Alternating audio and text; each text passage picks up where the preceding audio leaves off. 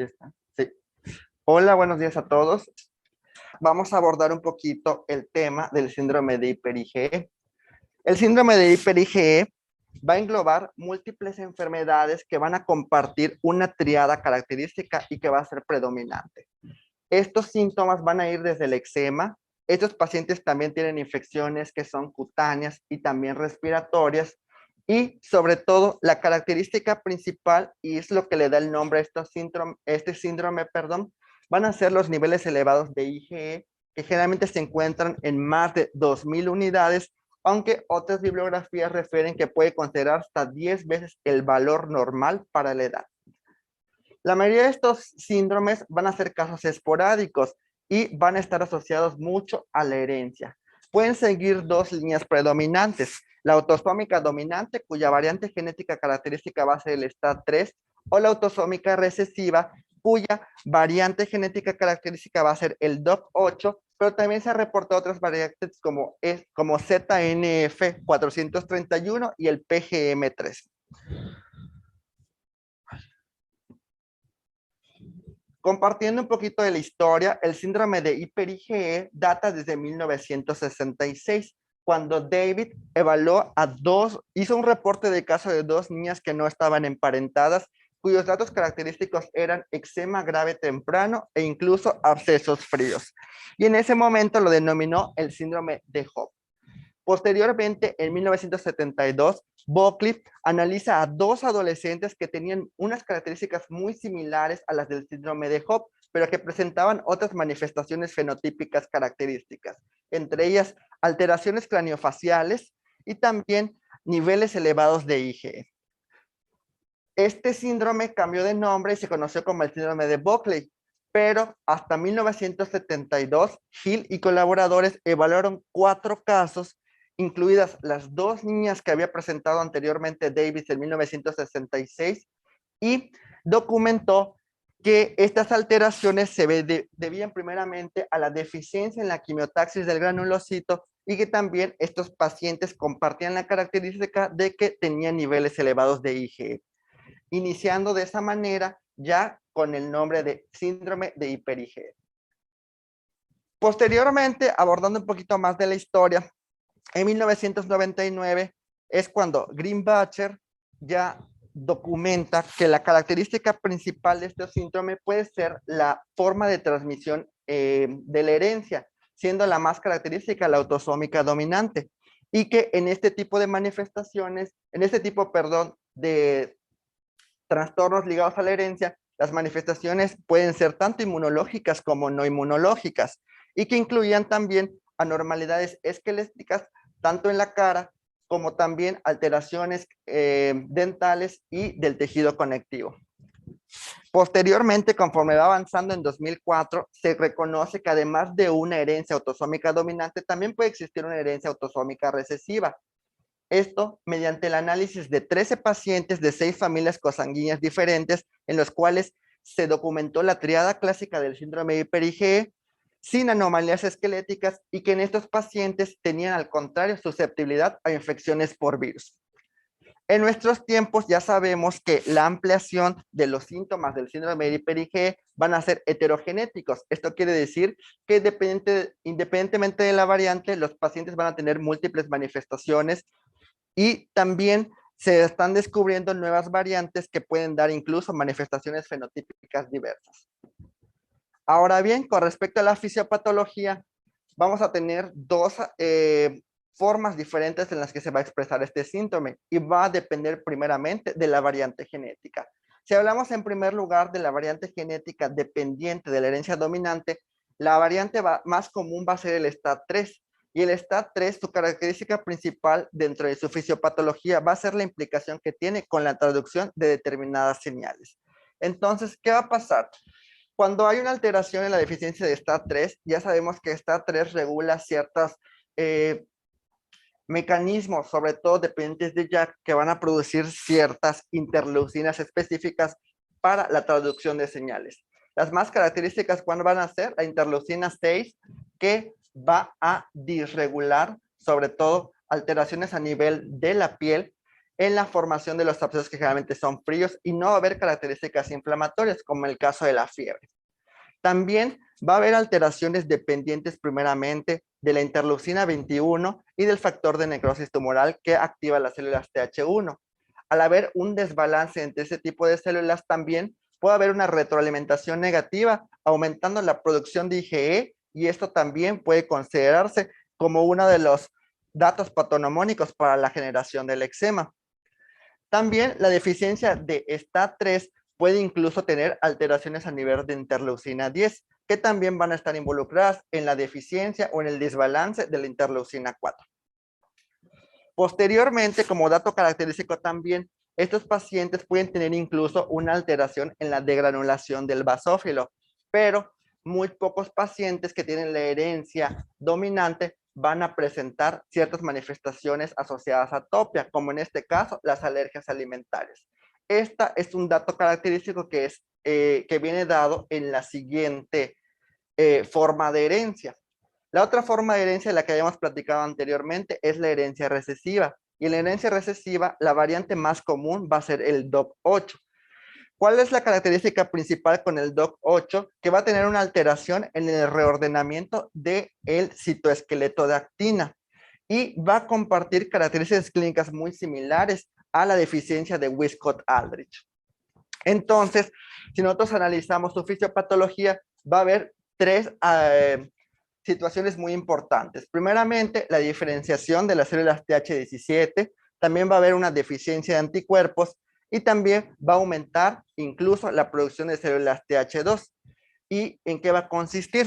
Que pues al no haber cierta regularización de las T reguladoras, se van a elevar las Th2 y esto va a aumentar la excesiva producción de IgE y también va a dar las manifestaciones características de enfermedades atópicas relacionadas a eczema.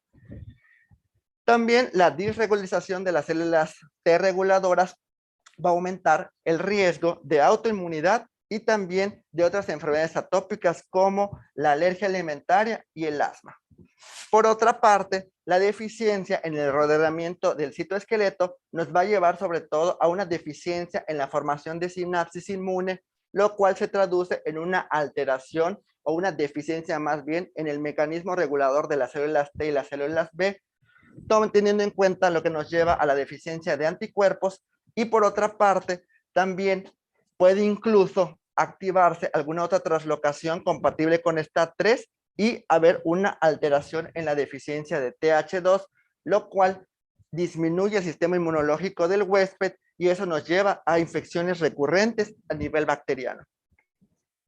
Las manifestaciones clínicas que van a compartir estos síndromes van a ser variantes y van a ser muy diversas. Entre ellas voy a enumerar algunas de las más características, pero todas estas van a ser incluso dependientes de la herencia. Generalmente, entre las manifestaciones vasculares vamos a encontrar neurismas y ectasias. También puede haber aumento de infecciones, ya sea por bacterias, hongos y virus. Y posteriormente vamos a ver que cada una de las herencias por las cuales se adquiere este síndrome puede tener una característica principal respecto a la gente que coloniza a estos pacientes. Las manifestaciones gastrointestinales son muy específicas, entre ellas la enfermedad por reflujo y también la dismotilidad gastrointestinal. En estos pacientes hay ciertas características principales, sobre todo asociadas a los fenotipos diversos que presentan, y pueden tener dismorfias faciales, las cuales son más comunes en la herencia dominante por STAT3. También puede haber complicaciones pulmonares, y esto se debe a que estos pacientes se infectan constantemente de síndromes sinopulmonares. Entre ellas, las complicaciones más importantes a nivel pulmonar que tenemos que tener en cuenta van a ser los neumatoceles con colonizaciones por ciertas infecciones oportunistas, como son la cándida, micobacterias atípicas y el aspergillus. Y también una característica fenotípica especial va a ser que puede incluso tener manifestaciones musculoesqueléticas diversas. Este artículo muestra la heterogeneidad de este tipo de manifestaciones. Como podemos observar, las características principales de este tipo de síndrome o las que se han reportado con mayor prevalencia van a ser las características dermatológicas que van desde el eczema como primera manifestación, los abscesos en piel y también la candidiasis mucocutánea. También puede haber infecciones recurrentes, sobre todo sinopulmonares, como la neumonía y búsqueda intencionalmente de otras complicaciones, entre ellas la aparición de bronquiectasias, de neumatoceles, y muchos de estos pacientes incluso han recibido intervenciones quirúrgicas para este tipo de situaciones. Y por último, también otro de los fenotipos importantes va a ser la alteración en los dismorfismos faciales y también de las características musculoesqueléticas. Las demás manifestaciones pueden estar presentes, pero no son tan características en respecto a estudios que se han hecho anteriormente. Abordando cada una de estas manifestaciones, tenemos que las manifestaciones dermatológicas van a ser muy características al nacimiento y que incluso puede ser la primera manifestación. ¿Cuál es el dato importante? Que estos pacientes presentan estas manifestaciones a partir del mes de edad. ¿Qué se encuentra si les pueden hacer una biopsia? Un infiltrado eosinofílico, aunque sabemos que la mayoría de las características de los exantemas propios de la etapa neonatal comparten esta misma característica, pero también pueden incluso compartir ciertas características de localización. Por ejemplo, que hayan pápulas rosadas en cara, en cuero cabelludo, y estas se convierten en pústulas a los pocos días. También puede haber incluso empeoramiento por sobreinfección, y el agente principal va a ser el Staphylococcus aureus. El eczema no lo podemos diferenciar tan fácilmente de la dermatitis atópica porque comparte ciertas características clínicas, incluso compartiría ciertas características histológicas, e incluso el tipo de infección que tienen este tipo de pacientes también puede deberse a alteraciones de la barrera cutánea. Pero a pesar de que suele ser difícil diagnosticarlo o incluso diferenciarlo clínicamente, hay ciertas características importantes que nos hacen sospechar cuando realmente podemos pensar en una inmunodeficiencia con respecto a una dermatitis atópica que sea moderada o incluso grave.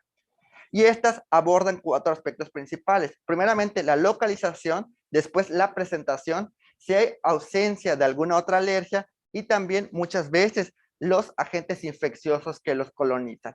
Con respecto a la dermatitis atópica, sabemos que lo predominante este rango de edad van a ser en las superficies de flexión. La dermatitis atópica se suele presentar entre los 2 y 4 meses como debut. Estos pacientes siguen algo que se llama marcha atópica, que es la presentación de otras manifestaciones relacionadas a la alergia a lo largo de toda su vida, y también pueden tener infecciones en la piel, aunque estas suelen ser superficiales. Son muy pocas las infecciones en los pacientes con dermatitis atópica que se relacionan a hongos o incluso a otros oportunistas. Con respecto al eczema, que es característico del síndrome de hiper-IgE, la localización es generalmente en cara. El debut es al mes de edad y también puede localizarse en áreas extensoras. Rara vez estos pacientes van a compartir otro trastorno alérgico y muchas veces estos pacientes tienden a formar abscesos, los cuales son muy frecuentes y no presentan dolor. Además de ello, con respecto a los agentes, además de los agentes colonizadores principales que se han detectado, la candidiasis mugocutánea es mucho más frecuente. Pero también va a depender del tipo de herencia que estos pacientes tengan. Y esto de las infecciones, sobre todo por bacterias, es más característico en el STAT3, que recordemos que es una herencia dominante. Pero con respecto a una herencia recesiva, como es en el caso del DOC8, la mayoría de las infecciones están más relacionadas a virus. Y entre esos virus, los principales van a ser el virus del herpes simple, el VPH, el molusco contagioso y el virus de la varicela zoster. Si pasamos a las manifestaciones respiratorias, la principal va a ser la neumonía. Esta ocurre en la primera infancia y hay datos de otro tipo de mutaciones, por ejemplo, en el SPINK5, que estos pacientes muchas veces no tienen procesos infecciosos relacionados a neumonía. Los agentes que más los colonizan, va a ser el Staphylococcus aureus, el Streptococcus pneumoniae y el Haemophilus influenza, que no son tan típicos o característicos, pero que en algún momento pueden ocasionar un daño parenquimatoso exagerado y que incluso pueden formar un círculo vicioso dependiente de las complicaciones, sobre todo con la aparición de neumatoceles y de bronquiectasias. En este tipo de pacientes se recomienda muchas veces el tratamiento profiláctico para evitar este tipo de infecciones y también se pueden incluso suplementar con gamma globulina intravenosa. ¿Qué es importante realizar en un paciente con síndrome de IPE? Pues una evaluación respiratoria que requiere de la realización de ciertas pruebas de funcionamiento pulmonar, si la edad lo permite también. La evaluación radiológica, sobre todo para buscar algún antecedente, primeramente en la caja torácica, descartando que no debe haber alguna alteración musculoesquelética, y secundariamente, si es un paciente que ha tenido muchos procesos infecciosos, descartar alguna de las complicaciones características. También hay que hacer una evaluación microbiológica, sobre todo porque está asociado también a infectación por bacterias atípicas del tipo Mycobacterium, y una evaluación histoquímica del tejido pulmonar en el caso de que ya haya una afectación de este tejido. Generalmente, este tipo de pacientes se han encontrado ciertos hallazgos radiológicos muy importantes o muy característicos, pero los principales van a ser a nivel del parénquima. A nivel del parénquima podemos observar cierta opacidad, que es como que los datos más característicos, y también la mayoría de los que se han reportado son la presencia de neumatoceles o incluso a nivel de la tomografía, la persistencia de las bronquiectasias.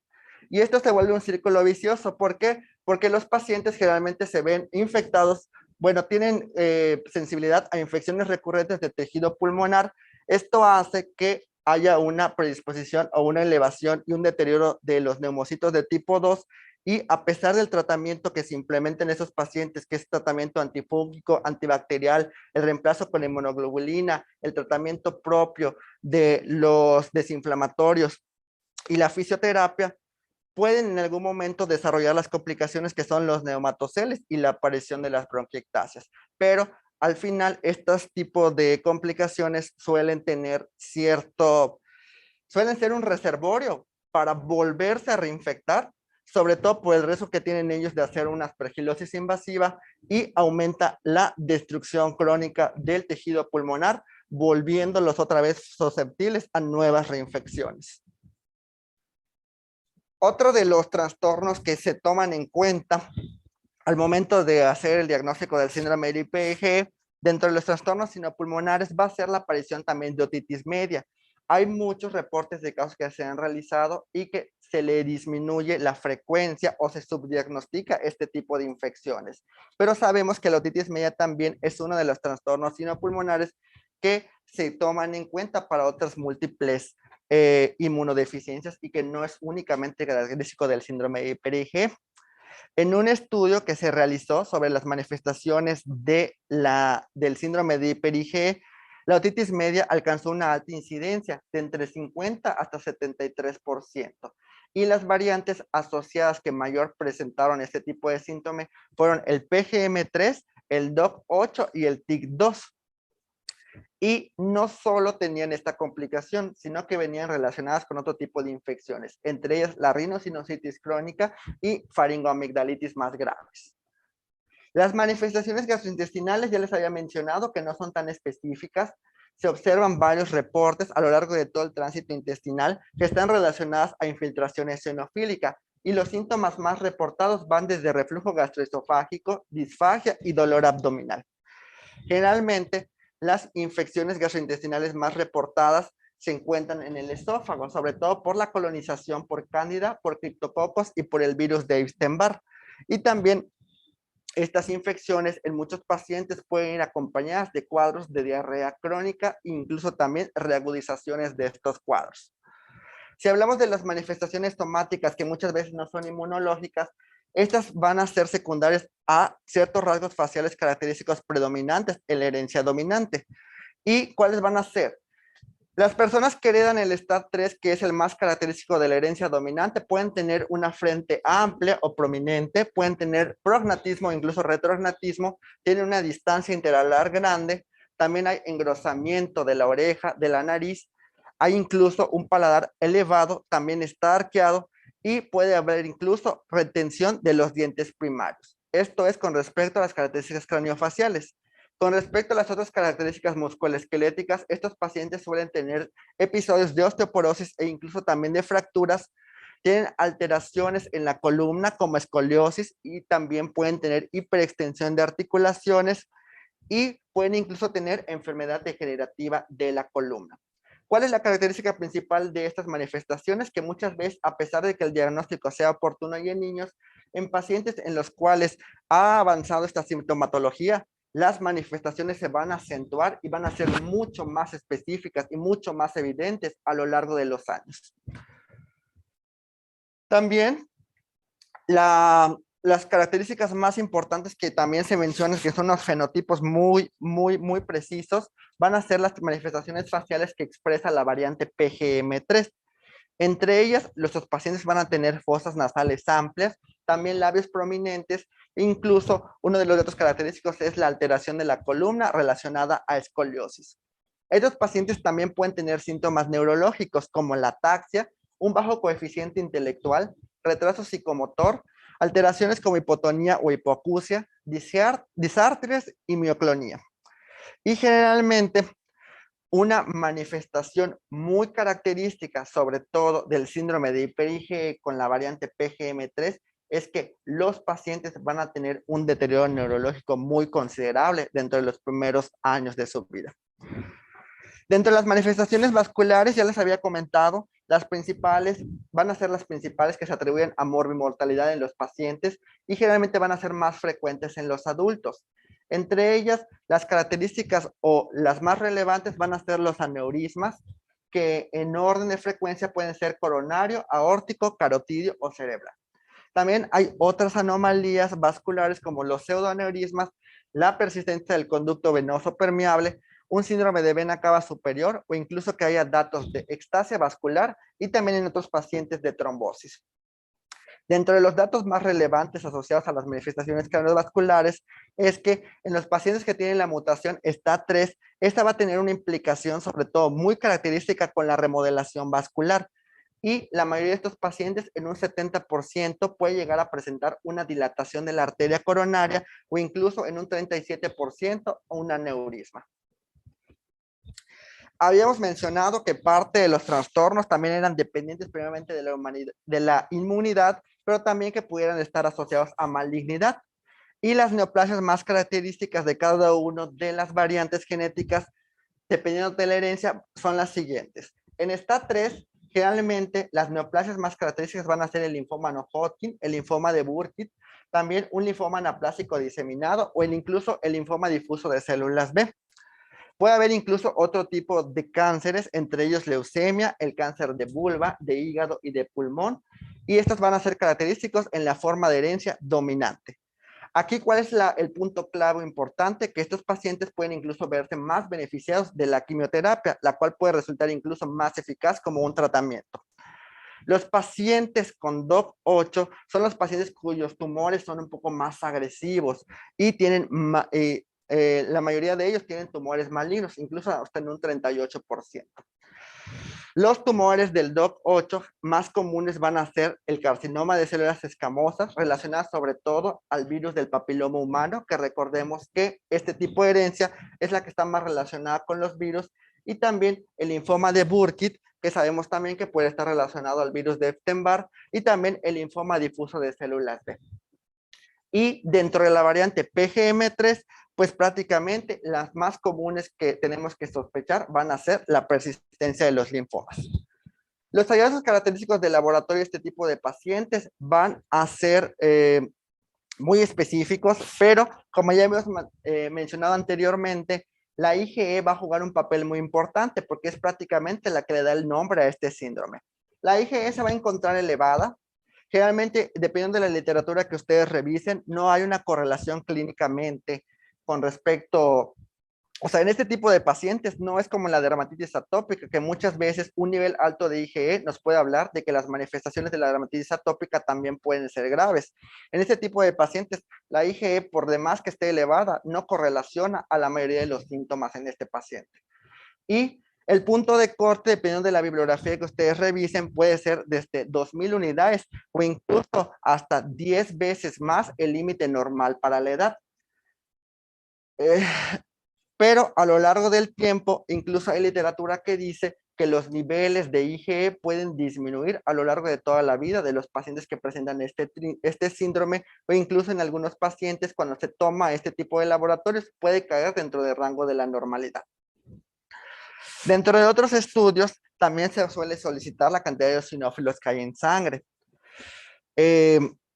siendo esta mayor predominante o incluso alta. También puede haber recuento de linfocitos, los cuales muchas veces se pueden encontrar dentro de rangos de normalidad, pero hay ciertas células, por ejemplo, las células T y las células B de memoria, que se pueden encontrar incluso disminuidas.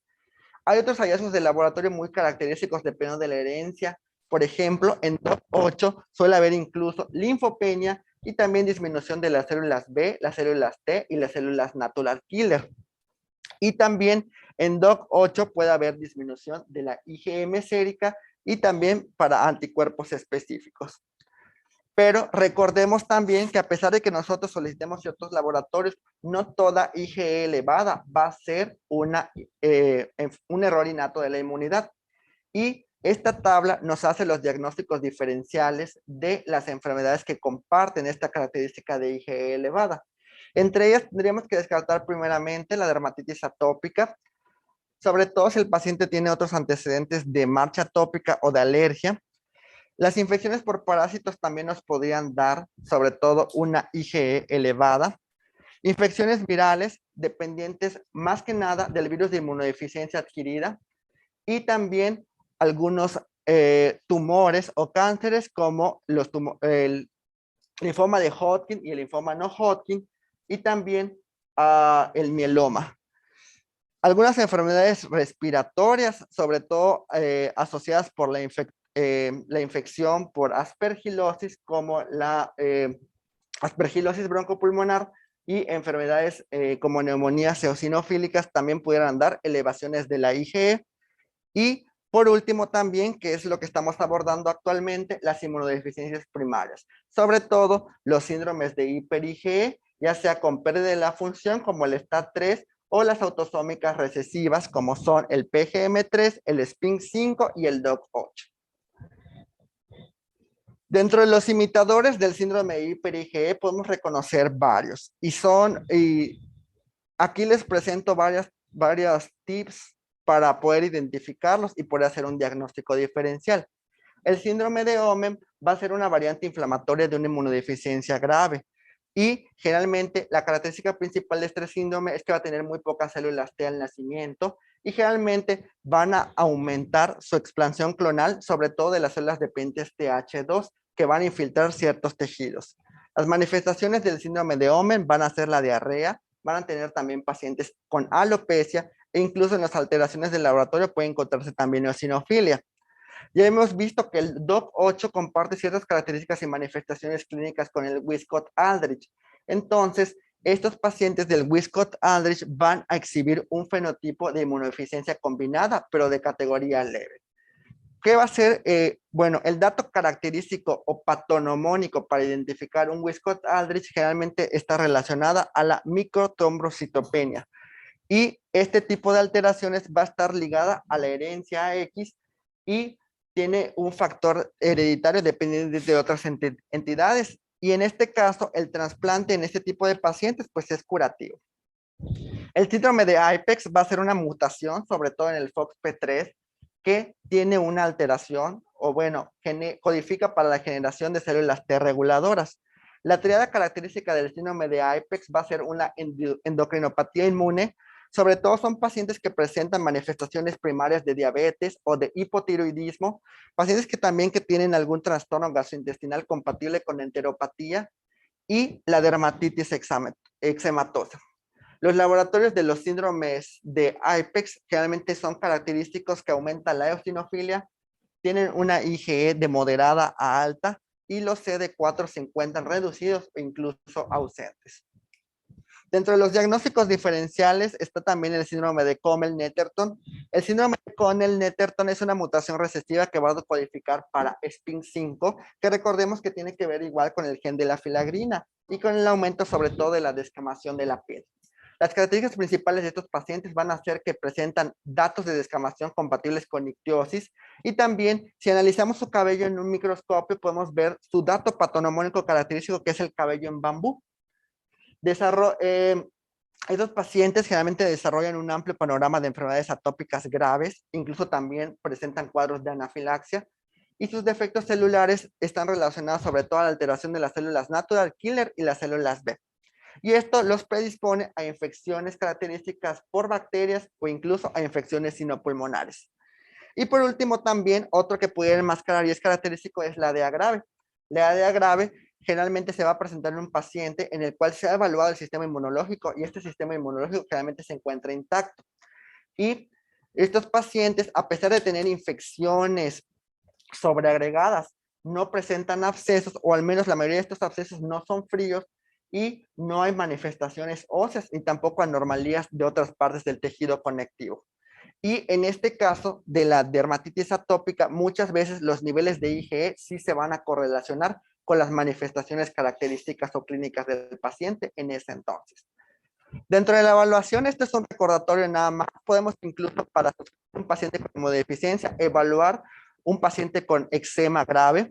Este tipo de pacientes que hay que hacer un conteo completo de las células sanguíneas, solicitar perfiles de inmunoglobulina, también hacer radiografías, sobre todo la de tórax y de huesos largos, y también cultivos en determinadas zonas donde encontremos infección.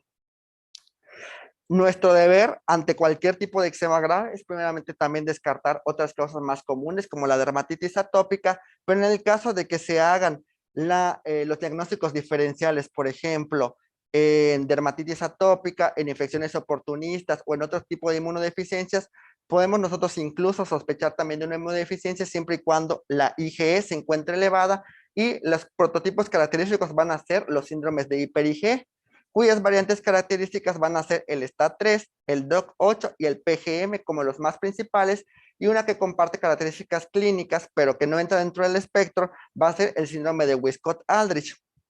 E incluso es nuestra obligación también, dentro de las inmunodeficiencias, descartar un síndrome de Apex.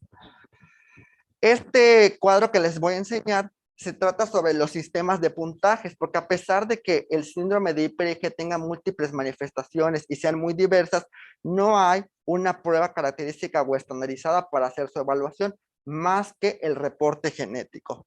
Pero este esquema nos da un puntaje en el cual se considera como de 40 para que nos evalúe qué tanto el paciente tiene de riesgo de que realmente se trate de un síndrome de hiper-IgE. Este sistema únicamente está desarrollado para la variante de STAT3 y con que el paciente tenga más de 40 puntos lo hace muy sugestivo.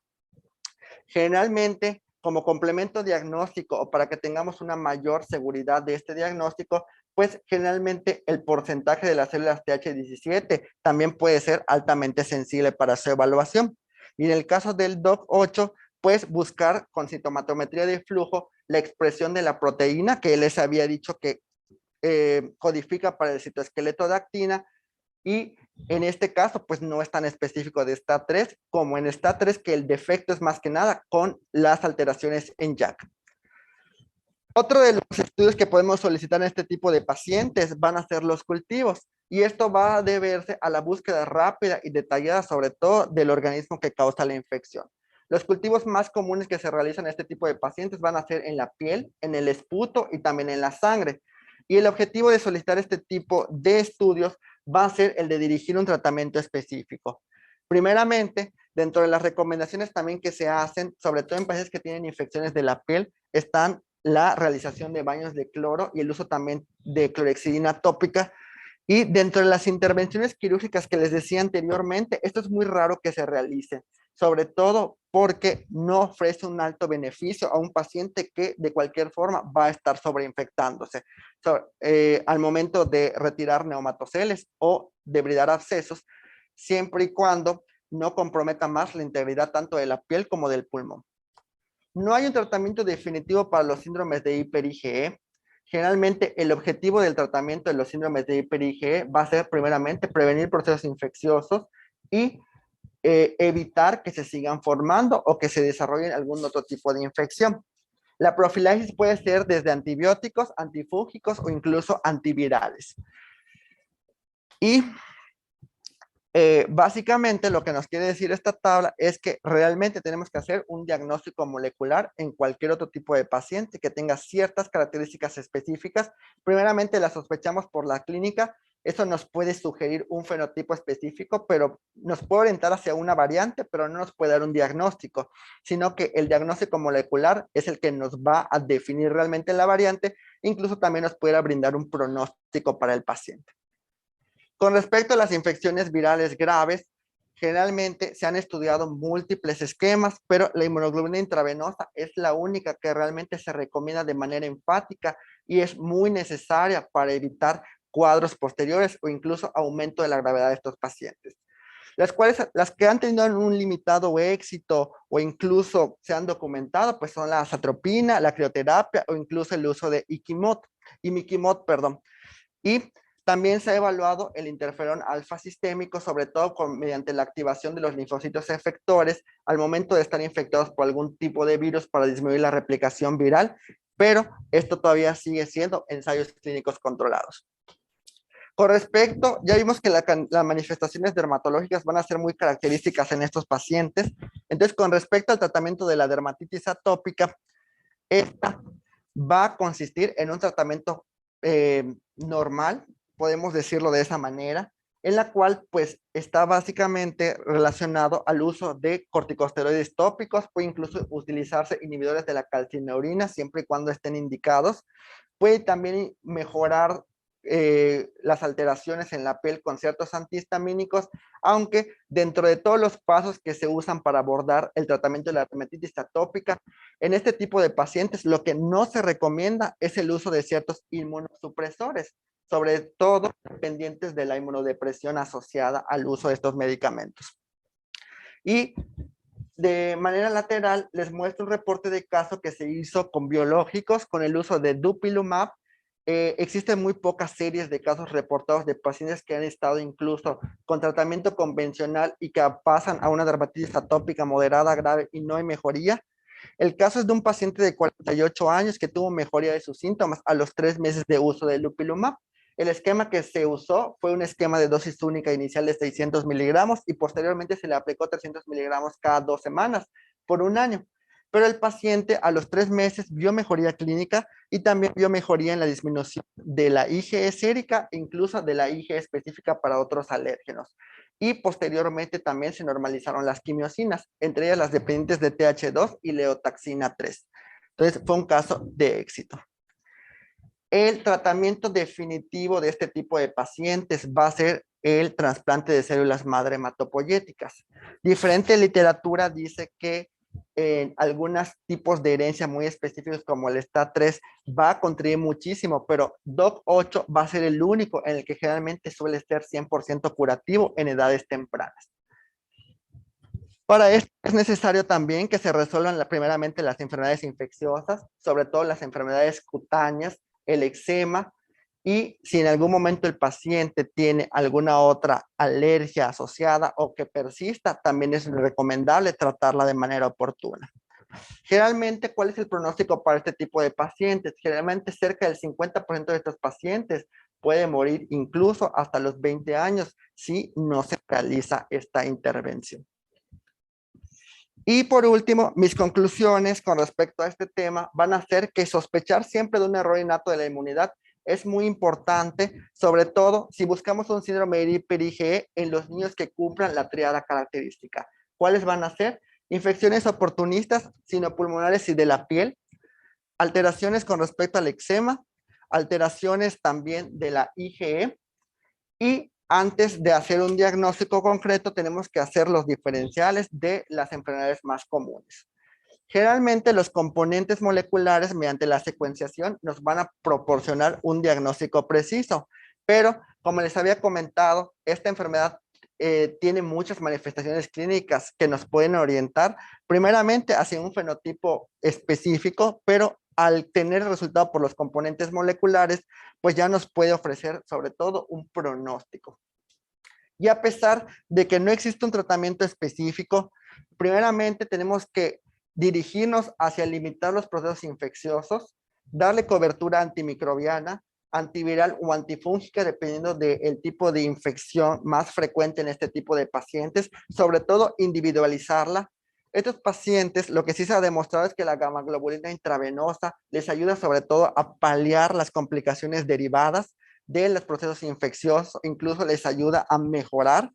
Entonces hay que ser insistentes con respecto a este tipo de tratamiento y también hay que ofrecerle al paciente que en algún momento ha tenido ciertas complicaciones infecciosas o derivadas del mismo síndrome, rehabilitación pulmonar, tratamiento del eczema y seguimiento musculoesquelético.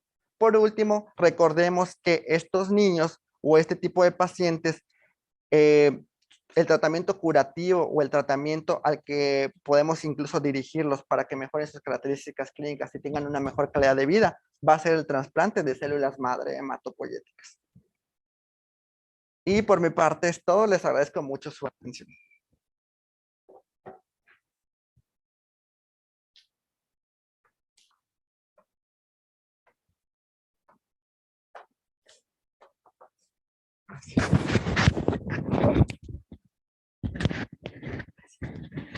Muchas gracias, Eduardo. Muy buena presentación, muy buena revisión del caso. No sé si tengan alguna pregunta, alguna duda. Aquí.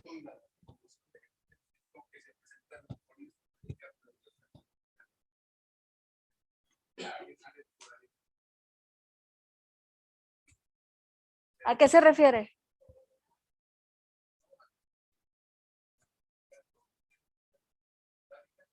A que la incidencia no es muy alta. No, no es muy alta. Sí, o sea, son casos raros, por así decirlo.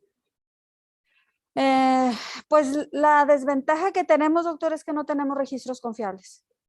Sí, al menos aquí en el hospital no habíamos tenido un caso y sí están reportados en la literatura, sí hay varios y generalmente son revisiones que se hacen a nivel internacional de los mismos grupos de inmunodeficiencias, se registran a nivel ya sea de Latinoamérica o de Europa y ahí sí hay casos, pero a nivel local es muy raro. O sea, básicamente nos basamos en esas estadísticas. Sí, sí. No sé si hay algún otro. A las personas que están conectadas les agradecemos su asistencia. Al doctor Adrián Young, al doctor Alfredo Arias, al doctor José Antonio Buenfil, a la doctora Guadalupe Sánchez Coronel y al doctor Sergio Enrique García Lara. No sé si alguno de ustedes tenga alguna duda, comentario, pregunta.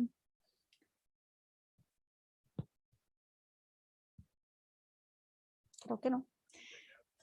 Sí, ya sé. Algo que sí quiero comentar es en relación al niño cuando llegó, realmente lo habían referido por un absceso a nivel ocular. Entonces fue ahí donde empezamos el estudio. Realmente es algo que pudiéramos decir que no es patognomónico, en el sentido de que no traía muchos datos de este síndrome. Traía una dermatitis muy leve, ¿sí? Realmente a la mamá no le llamaba la atención, le llamaba más la atención los abscesos que fue presentando. Entonces eso lo menciono porque a veces se nos pueden pasar esos datos cuando son muy aislados, cuando no reúne las 10 señales de alarma que conocemos para sospechar en una inmunodeficiencia. Entonces, como en medicina, no tiene que presentar todo y a veces no vienen del libro, ¿no? Entonces, si era un absceso muy aparatoso, bueno, pues ustedes lo vieron. Y luego el absceso que traía en el glúteo era también muy importante. De hecho, la mamá lo grabó y era una cantidad exagerada de pus lo que salió. Entonces, o sea, esos datos son los que deben de llamar la atención cuando nosotros tenemos un paciente con esas características, que a veces no pensamos que pueda llegar a tener un error innato de la inmunidad. Entonces, sí es algo que debemos de considerar. Ahorita el paciente progresivamente fue desarrollando una dermatitis que ya está más importante, ya es más aparatosa, ya se complicó. Entonces vamos a ver la posibilidad de administrarle gamaglobulina mientras decidimos si se trasplanta o no. Como dijo Eduardo, el pronóstico en estas deficiencias no es muy bueno, pero si lo estabilizamos, vemos a ver si puede tener un buen pronóstico con el trasplante. Sí. ¿Comentarios? ¿Nada? Bueno, pues muchas gracias, Eduardo. Excelente.